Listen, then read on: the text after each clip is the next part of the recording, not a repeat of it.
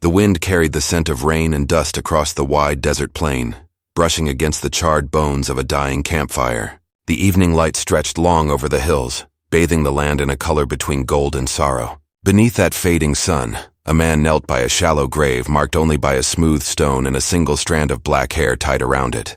His skin was darkened by the sun, his eyes sharp like an eagle's but dulled with loss. He was an Apache, one who had once led warriors, hunted buffalo, and fought the white man's soldiers. Now he was only a shadow walking among ghosts. He whispered something in the wind, his voice low and raw. "Without shelter, you die. Without you, I go mad." The words trembled in the air, caught between prayer and confession. No one answered. Only the coyotes howled in the far distance as if mourning with him. He tied the leather strap of his knife sheath tighter, looked to the mountains, and began walking toward the horizon. The clouds above promised a storm, but storms meant little to him now. What did a man fear after losing the one thing that kept his soul alive? Far from where he walked, the small settlement of Hollow Creek rested against the edge of the wilderness, a fragile place clinging to the hope that civilization could tame this cruel land. The people there spoke of the Apache like he was a ghost, a widowed spirit who roamed the hills at night searching for something he lost. Children whispered stories about him around the fire, and mothers pulled them close whenever the wind howled through the canyons. But there were others who knew better, those who had once seen him fight to protect the very people who feared him now. The land had once been his tribe's home, long before fences and railroad tracks carved through its heart. He used to watch the rivers run clear and the herds stretch across the plains. Then came the war, the cavalry raids, the burning villages, the forced marches. And then came her, the settler woman with eyes like rain and a voice soft enough to calm his storms. He had found her half dead beneath an overturned wagon, her hands blistered from trying to dig out the child she had lost. He carried her to safety when others would have left her for the vultures. She never feared him, not once. And in her silence, he found the warmth of a home that no hut or tribe had ever given him. But the world was not kind to such love. When her sickness took her, he buried her by the river where they had once fished together. That was a year ago. Since then the seasons had turned, the rivers had dried, and he had lost the will to fight. He lived in the wild canyons now, where the moonlight turned the rocks silver and the owls watched him like silent judges. His people had scattered, the cavalry had gone, and he remained, the widowed Apache known only by the whisper of his grief. That night, as thunder rolled over the desert, he saw a flicker of light far in the distance, a cabin maybe or a campfire. He stood still, hand on his knife watching the glow through sheets of rain. Few people traveled these lands anymore. Curiosity, or perhaps destiny, pulled him closer. By the time he reached the ridge overlooking the light, the rain had turned to a downpour. Lightning revealed a small half-collapsed cabin hidden among the pines. And inside, through the broken window, he saw her, a woman trembling beside the dying fire, clutching a shawl around her shoulders. She looked lost, fragile, like someone who had run too far from something too cruel. Her horse lay dead outside, the saddle soaked in mud. He could see she hadn't eaten in days, and yet there was a strength in her, something stubborn that refused to surrender. She tried to light another piece of wood, but the matches were wet, her fingers shaking. The storm roared above, tearing through the trees, and for a moment, he thought of turning away. The world of white settlers had already taken too much from him. But as he watched her lips whisper desperate prayers into the firelight, he felt something stir inside, the same ache that once pulled him toward the woman he had buried by the river. He stepped forward, silent as the rain. The woman gasped when she saw his shadow at the door, her eyes wide with fear. He raised his hand slowly, showing no weapon. "You'll die if you stay here," he said, his deep voice almost lost in the wind. "There's no shelter." She pressed herself back, trembling, but she didn't scream. Perhaps she sensed he meant no harm. He moved closer, dropped his cloak by the fire, and began feeding the flames with the dry kindling from his pack. Soon, the fire roared back to life, filling the cabin with warmth and light. For a while, they said nothing. She stared at him through the flickering shadows, taking in the sight of this man with rain-soaked hair, tribal jewelry hanging around his neck, and a face both fierce and kind. His silence spoke louder than words. Finally, she whispered, "You're one of them." "An Apache," he nodded once. "And you are one of the ones who build fences." She lowered her eyes, ashamed. "I didn't build anything. I just ran." Her voice broke, and in it he heard a kind of pain he understood too well. He didn't ask what she ran from. Some things a person didn't need to say aloud. Outside, the storm kept raging, beating against the cabin walls like an angry spirit. The fire crackled, and for the first time in months he felt the weight of loneliness shift. Hours passed before either spoke again. She told him her husband had gone missing in the mountains, chasing gold he never found. She had searched for him until her horse collapsed, and then the storm caught her. She said she didn't expect to see another sunrise. He listened quietly, his gaze fixed on the fire, his thoughts buried in memories of another storm, another dying fire, another woman's final breath. When she asked for his name, he simply said, "I had one." The wind took it, something in her softened. "Then let me give it back," she said gently. "You saved my life tonight." He turned toward her, eyes gleaming in the firelight. "Without shelter, you die," he said again, his voice carrying the weight of something deeper. Then, almost in a whisper, he added, "Without you, I go mad." The words slipped out before he could stop them, raw, unguarded, the truth of a soul that had been too long in darkness. She froze, uncertain if he meant her or the ghost of the one he'd lost. But before she could speak, the wind slammed the door open. A distant howl echoed through the trees. Not an animal, but something human. He rose instantly, hand on his knife, eyes scanning the storm. "We're not alone," he muttered. The firelight trembled against the walls, and for a fleeting second she saw fear cross his face. The kind of fear that only came from knowing exactly what hunted in the dark. He motioned for her to stay quiet as he stepped toward the door, the rain hitting his bare shoulders, the storm swallowing his figure into the night. The woman pressed her hands together, her heart pounding as the sound of footsteps vanished into the wind. Lightning flashed again, and she thought she saw more than one shadow moving beyond the trees. Then the door creaked open behind her, not from the wind, but from something else. She turned slowly, the firelight flickering across her pale face, and whispered, "Who's there?" The wind didn't answer, but somewhere outside, a voice broke through the storm. The same deep voice that had saved her life, calling her name she hadn't told him yet.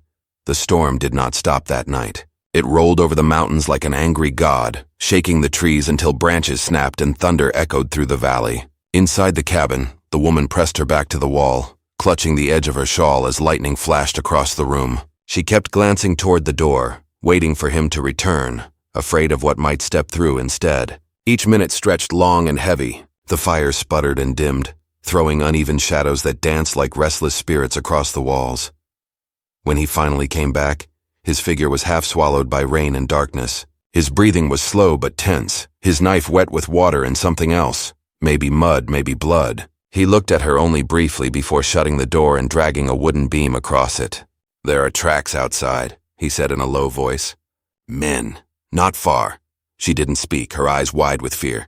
He set his knife on the table, then threw more wood on the fire. The flames grew again, warming the room, though the air still carried the cold scent of rain and danger. She tried to find words, but they trembled before they reached her lips. Finally, she managed to whisper, "What kind of men?" He looked at her, his eyes hard and knowing. "The kind who don't care if you live or die. The kind who steal, burn, and take what isn't theirs." Her throat tightened. "Outlaws?" He nodded slowly. "Or worse." He walked to the window, peering through the cracks in the boards. "They've been following the trail of smoke. Your fire."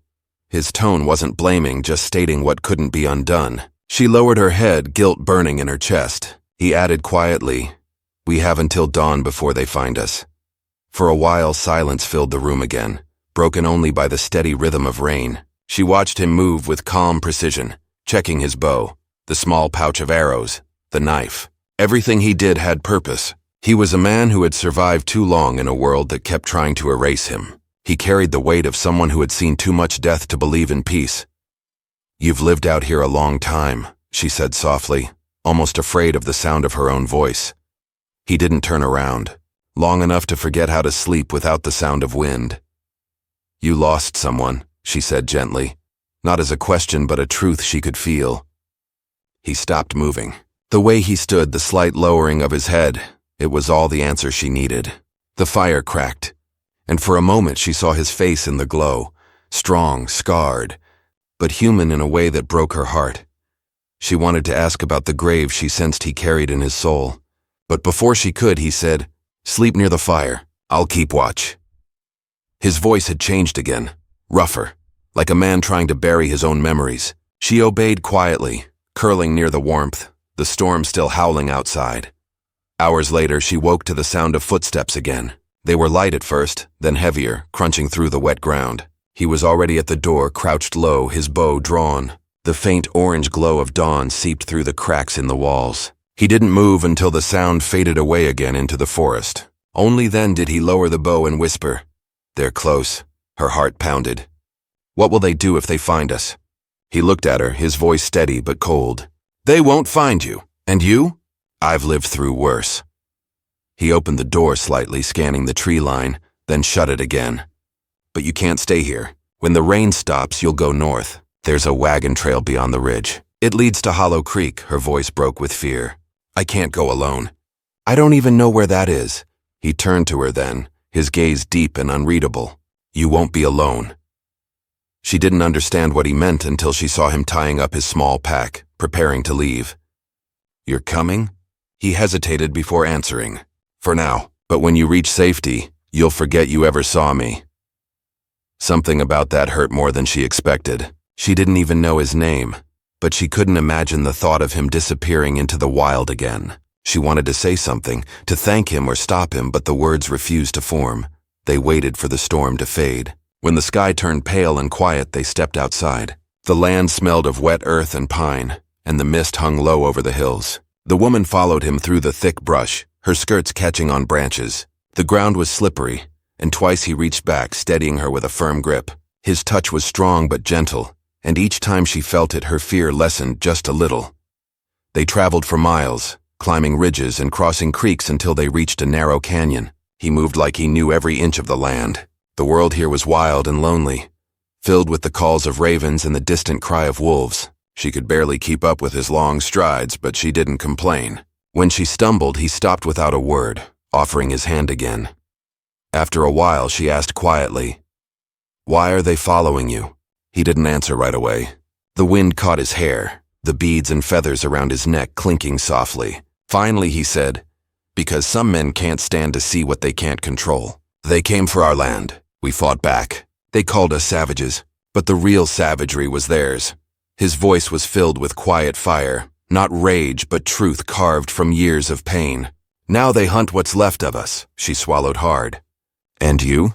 "I was a warrior once," he said. "Now I'm just what's left of one." They stopped near a stream to rest. She sat on a fallen log, rubbing her sore feet. He crouched nearby, filling his canteen, his eyes always moving, scanning the trees. She could see how the land had shaped him, his muscles, his scars, the way he seemed to belong to the silence. He looked at home here, yet she could feel how haunted he was by the same place that had kept him alive. When she finally spoke, her voice was barely a whisper. "You said you lost someone. Was she your wife?" He didn't answer right away. The wind rustled through the leaves and a hawk cried far above. "She was my heart," he said finally. "The one thing that made me forget what war had done to me. When she died, the world ended once. I've just been walking through what's left." Her eyes filled with tears. She knew that kind of loss, different but the same. Her husband had vanished, chasing gold dreams, leaving her nothing but debts and a promise that he'd come back rich. He never did. She had spent months searching, crossing rivers and deserts, only to find herself lost and hunted by storms. When she told him her story, he listened without judgment. "He wasn't cruel," she said softly, "just foolish, the kind of man who believed the world owed him something." She paused. "I used to think love was enough to change a man." He nodded slowly. "Sometimes it is. Sometimes it breaks him first." Their eyes met for a long moment. There was something between them now, unspoken, fragile but real. She didn't know if it was comfort, longing, or the simple relief of being seen. But before either could speak again, a distant sound broke the stillness. Hoofbeats. Many of them. He stood instantly, his body tense. "They're closer than I thought." She looked around, panic rising. "What do we do?" He grabbed her hand, pulling her behind a cluster of rocks. "Stay low. Don't make a sound." They crouched in silence as the riders passed through the canyon below. 6 men, rough-looking, with rifles slung over their shoulders. One of them stopped, scanning the ridge. The Apache's grip on her tightened, urging her to stay still. After what felt like forever, the riders moved on, their voices fading into the distance. She exhaled shakily, tears streaking down her face. He looked at her, his own breath steady but heavy. "They'll come back," he said. "They always do." They waited until the sound was gone completely before moving again, this time deeper into the mountains. The air grew colder, the sky darker. He found an old cave hidden behind a waterfall, small but dry. They built a small fire and settled inside. She was exhausted, trembling from cold and fear. He wrapped his fur cloak around her shoulders, his hand brushing against her cheek for the briefest moment. "You saved me twice," she whispered. He looked away. "Don't thank me yet. We're not safe." She studied him, the firelight flickering across his face. "Then why do you keep saving me?" His eyes met hers, full of something deep and aching. "Because when I saw you by that fire, I saw her. And because the world already took too much from both of us." Her heart pounded, her breath catching in her throat. She wanted to speak, to tell him he wasn't alone anymore. But before she could, the wind outside shifted. A faint echo drifted through the canyon, voices again, closer this time. He stood, drawing his knife. "They found us," he said quietly. "Stay behind me." The woman clutched his arm, fear in her eyes. He gave her one last look, fierce and tender all at once. "Without shelter, you die," he whispered, his voice low and steady. Then with a glance that carried both promise and farewell, he stepped into the storm outside, leaving her in the flickering glow of the fire, listening to the echoes of approaching danger. Rain misted through the waterfall like a silver curtain as he slipped outside, easing over the slick stones with the quiet grace of a mountain cat.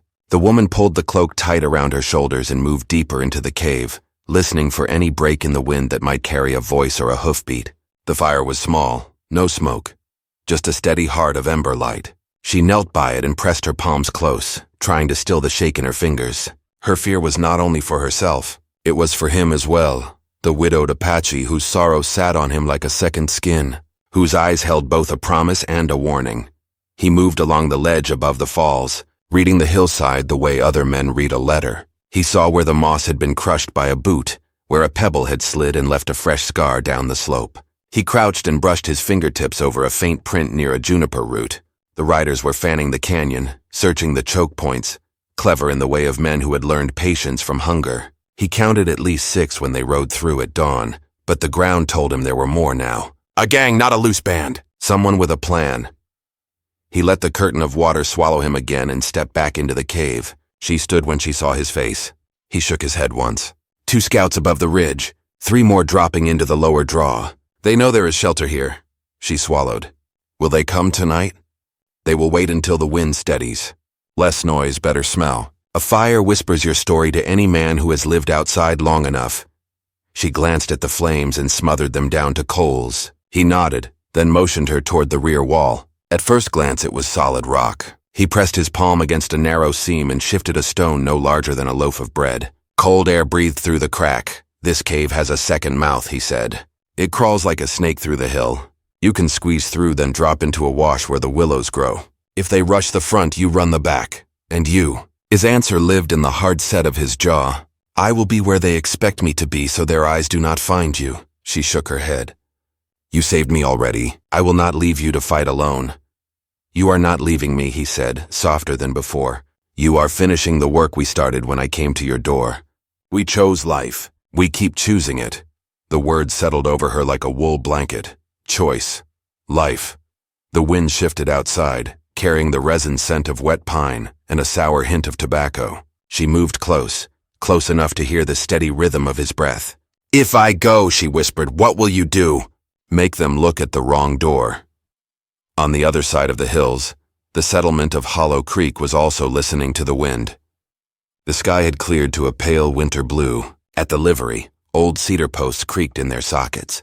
A ranch hand swept the porch of the supply store, and a widow poured coffee for the circuit preacher who had stopped for water and news. By the well, a boy with a straw hat too big for his head traced trails in the dust with a stick. He drew the mountains as he remembered them, then a smaller shape tucked beneath a ledge. A cave, the older men had told stories of it. He had heard the name of the widowed Apache spoken in the tone reserved for legends and storms. The boy did not fear the man from those stories.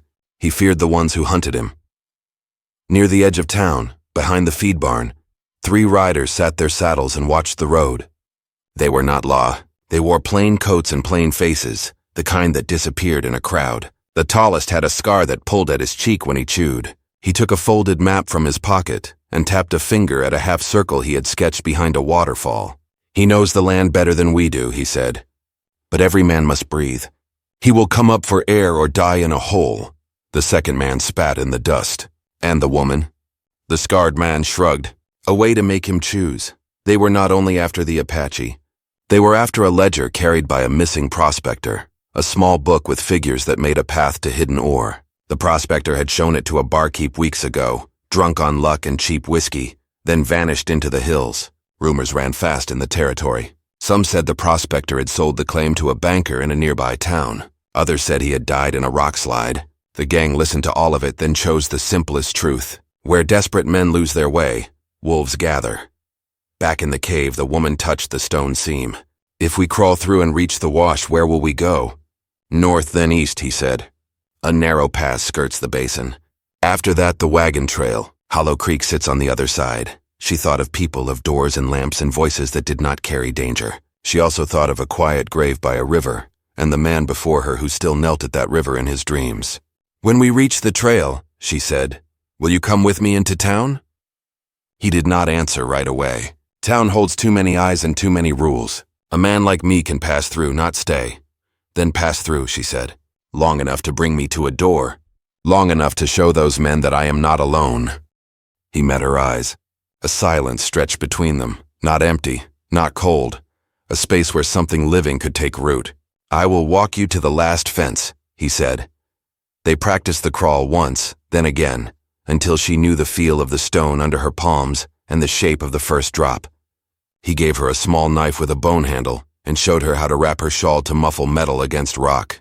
He taught her how to listen for a bird's alarm and how to tell the difference between a branch snapping under a deer and a boot heel grinding grit. When the afternoon thinned toward evening, he went out again. She waited, counting breaths, counting heartbeats, counting the drip of water from the lip of the falls. She used to count coins in a jar, back when a mining dream still seemed like a lantern in the dark. Counting had always felt like a promise. This time, it felt like a prayer. The scouts came first. She heard them before she saw them, the way a man's weight changes the sound of a hillside. A shadow crossed the curtain of water, then another. They had knives in their teeth and rope coiled low at their waists. One pressed his palm against the cave mouth and leaned in, feeling heat, searching for breath.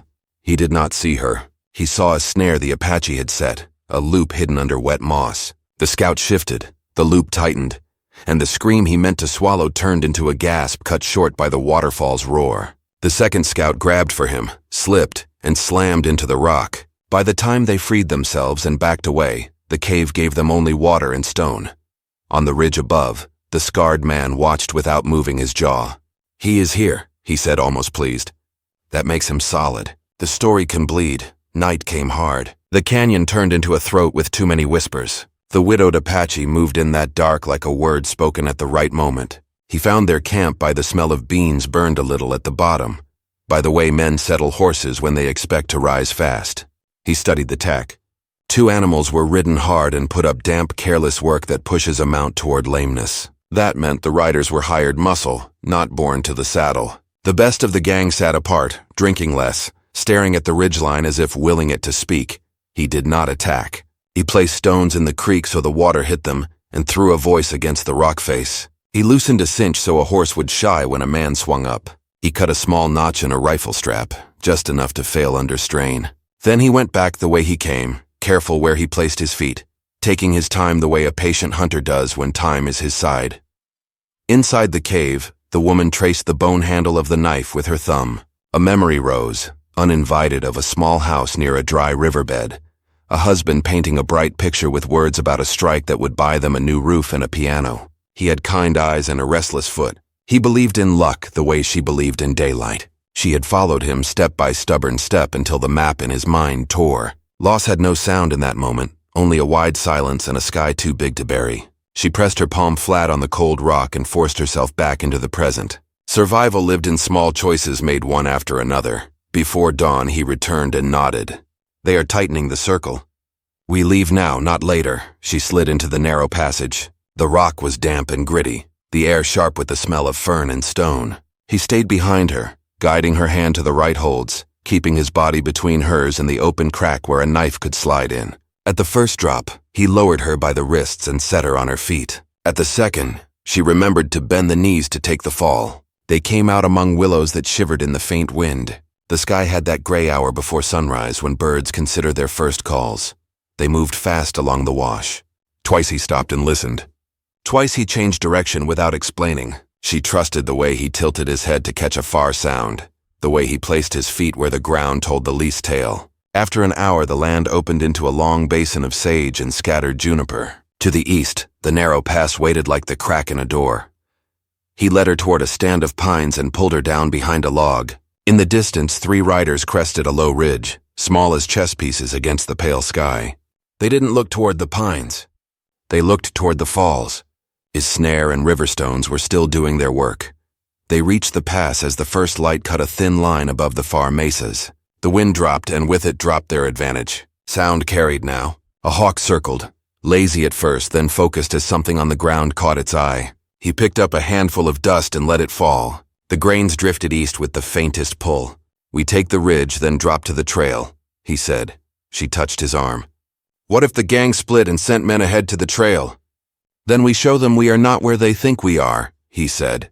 And there was a hint of iron in his tone that was not anger but certainty. Subplots weaved themselves like roots in hard soil.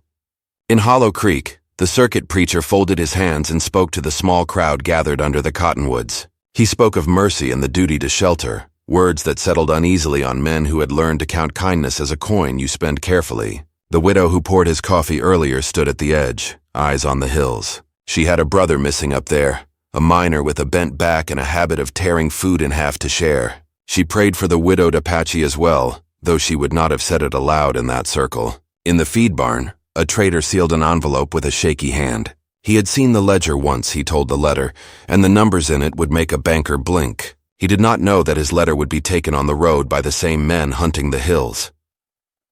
On the ridge above the pass, the scarred man crouched behind a boulder and watched the world pull into focus. He felt that old electric sensation of a hunt about to turn. He did not hate the Apache. Hate wastes strength. He respected the way the man used silence as a tool. Still, there was money in this. And there was a message to be sent to anyone who thought the open country could protect a man from organized hunger. The Apache guided the woman along a sheep path that stitched the ridge together. A mistake would pitch them into a tumble of rock and cactus. At a narrow notch, he stopped and scanned the lower slope. Far off, a dust thread rose from the wagon trail. A team, maybe 2. If they could reach that road and flag a ride, she could be behind a stout board seat by noon, inside a town by evening. He waited, and felt the small push in his chest that told him the choice he wanted was not the same as the choice that kept her alive. "We split at the notch," he said. "I take the high path and make them follow noise. You take the low run to the trail. A team is coming. You will reach them if you keep moving." "Do not turn back," her breath hitched. "You told me we finish the work together."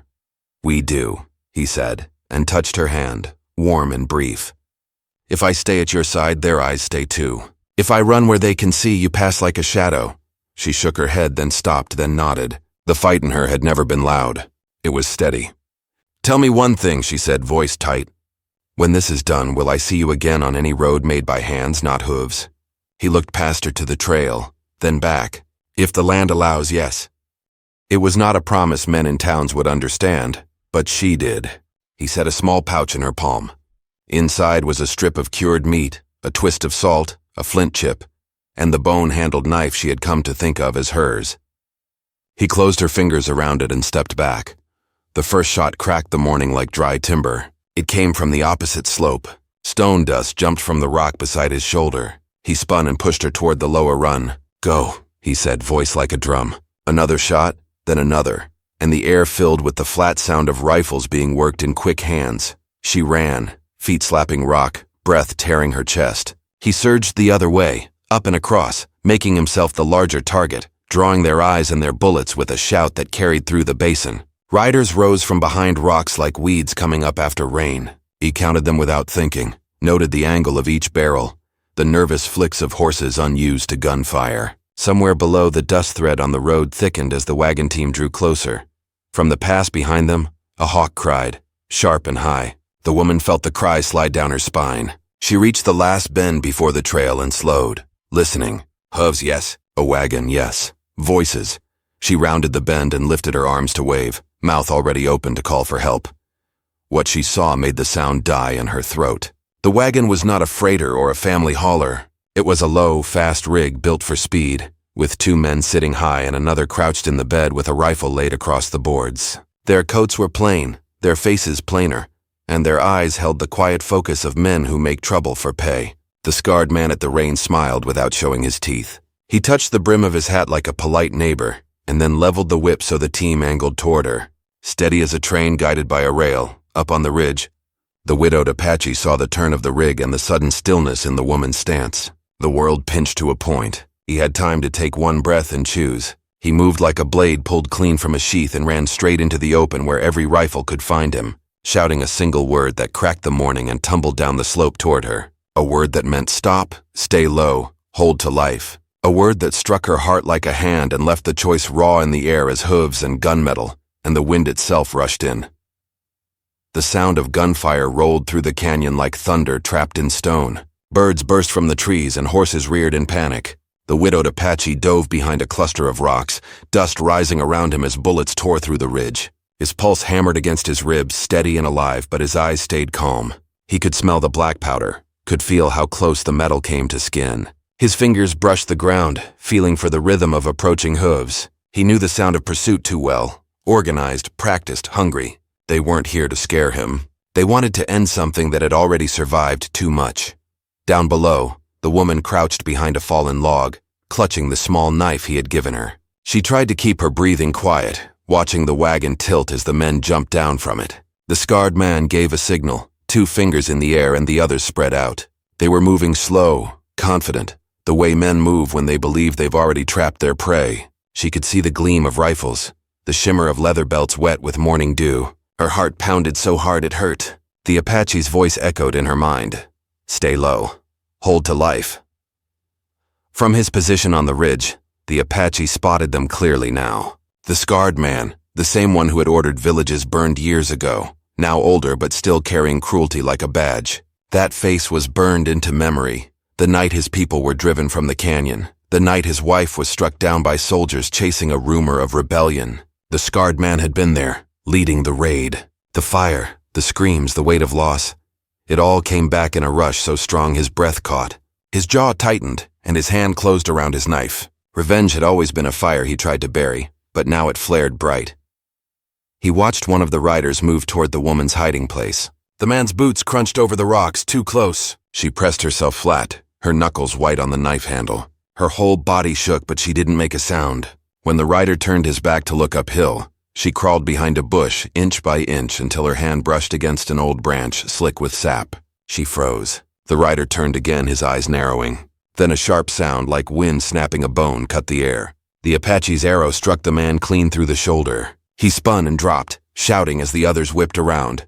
Gunfire erupted. The woman ducked, covering her ears. The Apache moved fast, silent between shots, using the rocks for cover, never staying in one place long enough to be marked. His arrows struck true, one after another, and when the last one was gone, he drew his knife and kept running. He was a shadow on the ridge, moving with the rhythm of the wind, each breath carrying the scent of pine and iron. But for every man he downed, more were climbing the slope, firing wild into the brush. The scarred man crouched behind the wagon wheel, reloading with calm precision. "You can't run forever, red man," he shouted. "You'll die in these hills like the rest of your kind." His words bounced against the canyon walls, but the Apache didn't answer. Silence was his weapon. The woman crawled toward the edge of the clearing, trying to see him. She caught glimpses, his long black hair damp with sweat, his skin streaked with dust and blood, his eyes locked on the fight. He wasn't running. He was drawing them away from her, pulling them deeper into the trap of the land he knew better than they ever could. She wanted to scream for him to stop, to run with her instead, but her voice wouldn't come. She slid down the slope toward the dry creek bed, moving through the sagebrush. Her skirts caught on the thorns, but she didn't stop. The plan was clear. Reach the wagon trail, find Hollow Creek, bring help. But as she reached the bottom, she heard a sharp cry behind her, one that didn't belong to any bird. She turned. A rider had seen her. He grinned, spurring his horse hard, charging down the ridge. She ran. The ground was uneven, her feet slipping on the loose gravel. The horse closed in fast. She stumbled once, caught herself, and turned just as the rider reached for her arm. She swung the knife wildly, cutting through his sleeve. He cursed, grabbing at her again. But before he could pull her up, an arrow, broken from the last fight, whistled past and struck the horse's flank. The animal reared, throwing the rider into the rocks. The Apache appeared out of the brush, blood streaking his side, eyes burning. He reached her, grabbed her wrist, and pulled her toward a cluster of boulders. "You were supposed to go," he said, his voice rough but alive. "I couldn't," she gasped. "They would have caught you," he didn't answer. He just looked at her, that mix of fury and gratitude, then turned his gaze toward the canyon mouth. The scarred man was coming down the trail now with the rest of his riders, slower but deliberate. They weren't just chasing anymore, they were hunting. The Apache knew this ground like his own heartbeat. He led her along a narrow path between two cliffs, low enough that the sunlight barely touched the floor. Every sound, every pebble, every breath seemed louder in that hollow place. The woman kept glancing over her shoulder, seeing shadows move along the ridge above them.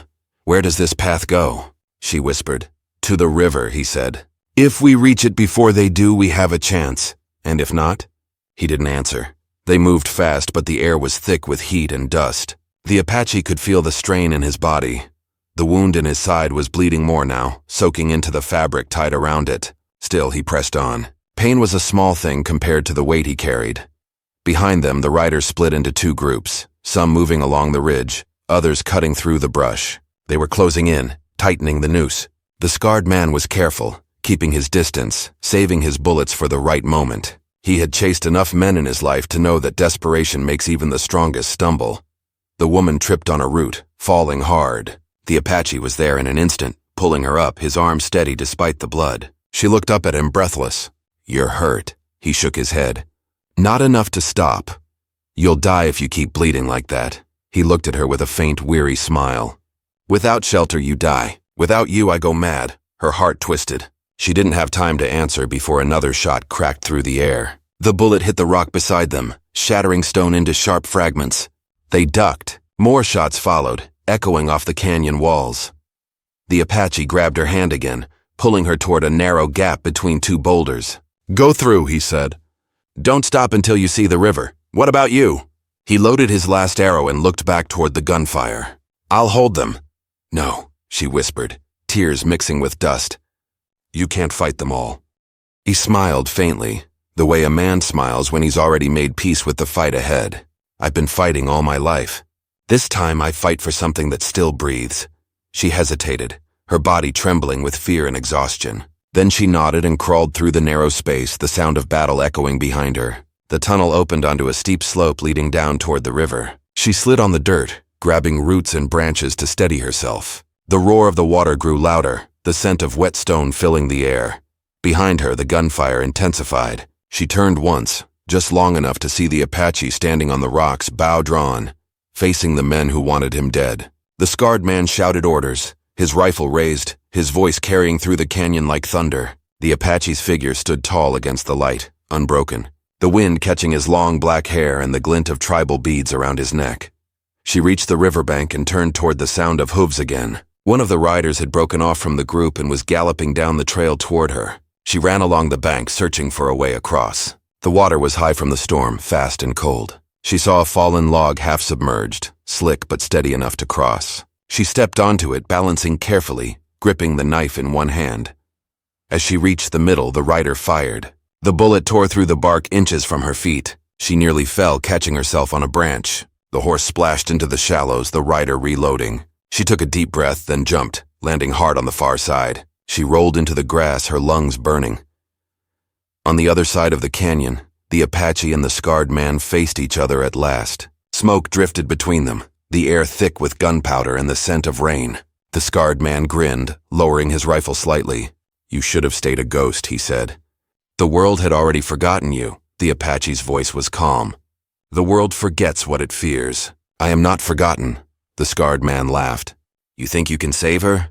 She's just another settler, same as the one you buried." The Apache's hand tightened on the bow. "She's not the one I buried. She's the one the earth sent back to test if I still remember love." The scarred man lifted his rifle again. "Then you'll die for love." The Apache drew in a slow breath, the bowstring stretching. his eyes locked on the man who had stolen his past. Lightning flashed across the sky, a storm breaking once more over the mountains. The moment held still, every sound fading but the rush of wind and the beating of two hearts destined to collide. And then, in that heartbeat before the final strike, the canyon itself seemed to hold its breath. The storm broke over the canyon, as if the sky itself had chosen sides. Rain poured down in silver lines, lightning flashing across the ridge, painting both men in stark light. The Apache stood tall against the wind, his bow drawn and steady despite the blood soaking his side. The scarred man's grin faltered when he saw those eyes, steady, ancient, unflinching. In that look was everything the land had ever taught: pain, patience, and the fire of survival. The Apache loosed the arrow, and time seemed to stop. The scarred man fired in the same instant. Both sounds blended, one the whisper of wind, the other the crack of thunder. When the echo faded, both men stood still. The scarred man staggered first, the arrow buried deep in his chest. He fell to his knees, eyes wide as if surprised that death had found him here, on ground he never understood. He tried to speak, but the rain silenced him. His rifle slipped from his hand and vanished into the mud. The Apache took one step forward, then another before his own legs buckled. He caught himself on a rock, breathing hard, the world tilting. The smell of iron and rain filled the air. Down by the river, the woman heard the last shot and froze. Her heart sank. She turned back toward the canyon, the storm now blurring everything in mist and noise. She wanted to run to him, but fear and exhaustion rooted her in place. Then, through the curtain of rain, she saw a figure moving down the slope, unsteady, but still alive. She stumbled forward, her boots sinking in the mud, her hands trembling as she climbed back toward him. When she reached him, he was on one knee, clutching his side, his breath shallow. She fell beside him, tears mixing with the rain. "You're hurt," she said, voice shaking. He smiled faintly. "Not enough to stop the world from turning. You can't stay here. We have to get you out before the others come." He shook his head. "They won't come. Their fight died with their leader. The land has claimed its price." She pressed her hands over the wound, desperate to stop the bleeding. "You saved me. You saved both of us." He looked at her with tired eyes that still held a kind of peace. "I didn't save you. You reminded me why I should keep trying." The wind softened, and the storm began to pass. The air grew still, the rain fading to a whisper. She tore a strip of fabric from her skirt and tied it tightly around his wound, her fingers trembling. "We'll make it to the town. You'll rest there. I'll find help." He smiled again, weaker this time. "If you reach Hollow Creek, tell them not to fear what lives beyond their fences. Tell them some spirits walk the land to protect, not to haunt." "I'm not leaving you," she said, holding his face in her hands. "You promised you'd walk with me to the last fence." He nodded slowly. "And I have. But the fence is close now." She shook her head, refusing to accept it. "No, you're coming with me." He looked past her toward the river, where the clouds had parted just enough for a shaft of light to break through. The rain turned to mist, glowing gold in the morning sun. "The earth will remember," he whispered. "And so will you." His hand found hers, rough and warm despite the cold. She felt his pulse, slow and steady, and pressed his hand against her heart. "Then you'll live here," she said softly. "Always." He closed his eyes, his lips parting in something like a prayer. "Without shelter, you die. Without you, I go mad." The words drifted into the air like smoke, carried by the wind until they were part of the land itself. The light faded from his eyes, but peace remained. He had fought his last battle, not for revenge or pride, but for love, the kind that crossed every boundary the world tried to draw. She stayed with him until the storm passed completely, her hand never leaving his. When the sun rose higher, she gathered what little strength she had and began her walk down the riverbank. The water was calm again, flowing around the stones he once called home. She carried with her the small pouch he had given, inside the bone-handled knife and the flint chip. They felt heavier now, not because of their weight, but because of what they meant. Each step toward Hollow Creek was slow, but steady. The land that once frightened her now felt alive in a different way, as if watching over her. By the time she reached the outskirts of town, the sun had dried the ground and turned the sky pale blue. The townsfolk stared when they saw her, torn and muddy, but she kept walking until she reached the small church by the well. The preacher was there, the same one who had been speaking of mercy the day before. When she told him what had happened, his face went still. He didn't ask for proof. He just bowed his head and said quietly, Then he was a good man.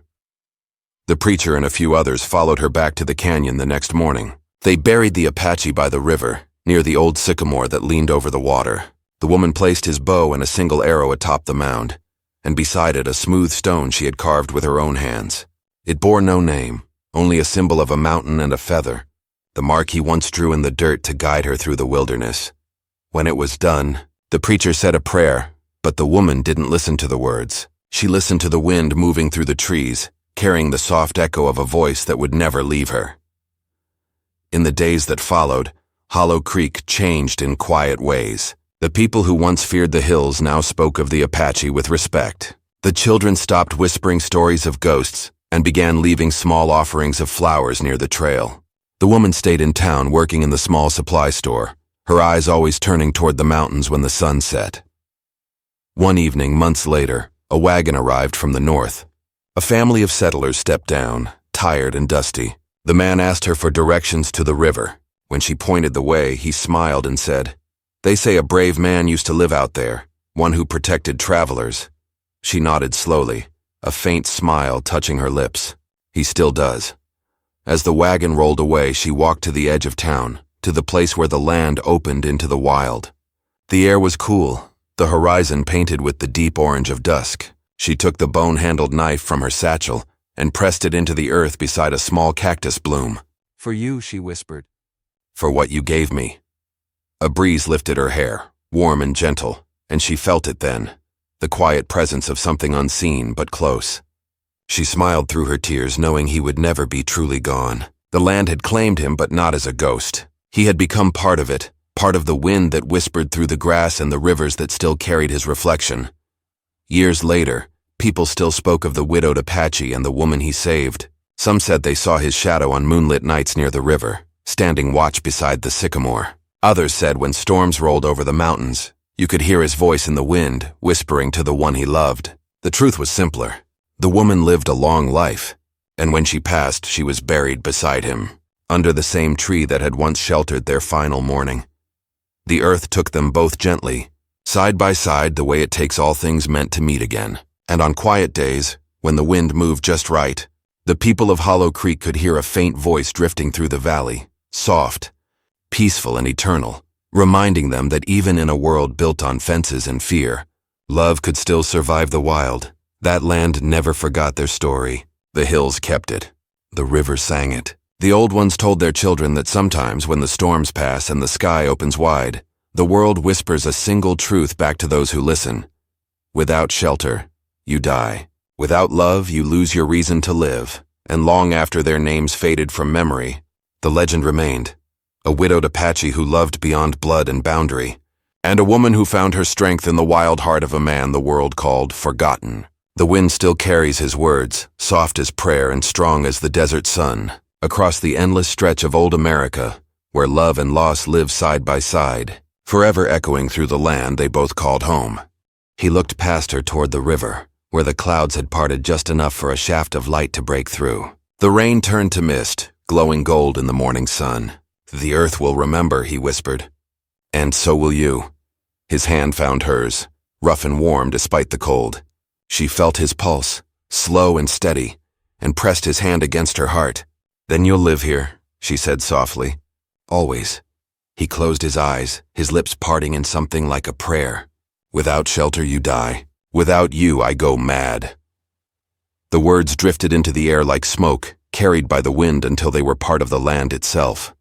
The light faded from his eyes, but peace remained. He had fought his last battle, not for revenge or pride, but for love, the kind that crossed every boundary the world tried to draw. She stayed with him until the storm passed completely, her hand never leaving his.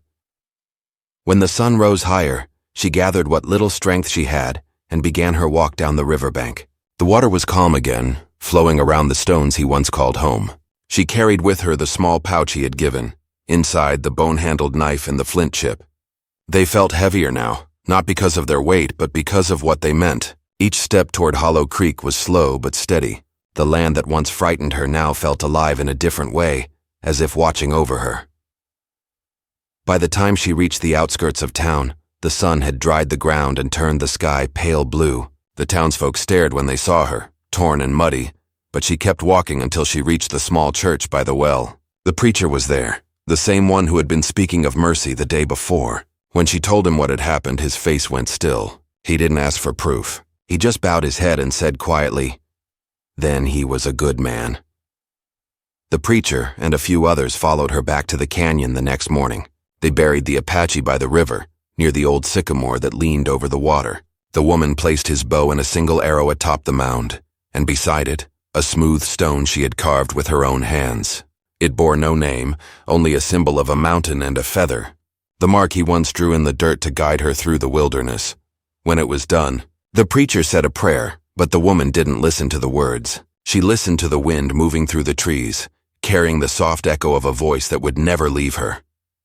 In the days that followed, Hollow Creek changed in quiet ways. The people who once feared the hills now spoke of the Apache with respect. The children stopped whispering stories of ghosts and began leaving small offerings of flowers near the trail. The woman stayed in town, working in the small supply store, her eyes always turning toward the mountains when the sun set. One evening, months later, a wagon arrived from the north. A family of settlers stepped down, tired and dusty. The man asked her for directions to the river. When she pointed the way, he smiled and said, "They say a brave man used to live out there, one who protected travelers." She nodded slowly, a faint smile touching her lips. "He still does." As the wagon rolled away, she walked to the edge of town, to the place where the land opened into the wild. The air was cool, the horizon painted with the deep orange of dusk. She took the bone-handled knife from her satchel and pressed it into the earth beside a small cactus bloom. "For you," she whispered. "For what you gave me." A breeze lifted her hair, warm and gentle, and she felt it then, the quiet presence of something unseen but close. She smiled through her tears, knowing he would never be truly gone. The land had claimed him, but not as a ghost. He had become part of it, part of the wind that whispered through the grass and the rivers that still carried his reflection. Years later, people still spoke of the widowed Apache and the woman he saved. Some said they saw his shadow on moonlit nights near the river, standing watch beside the sycamore. Others said when storms rolled over the mountains, you could hear his voice in the wind, whispering to the one he loved. The truth was simpler. The woman lived a long life, and when she passed, she was buried beside him, under the same tree that had once sheltered their final morning. The earth took them both gently, side by side the way it takes all things meant to meet again. And on quiet days when the wind moved just right, the people of Hollow Creek could hear a faint voice drifting through the valley, soft, peaceful, and eternal, reminding them that even in a world built on fences and fear, love could still survive the wild.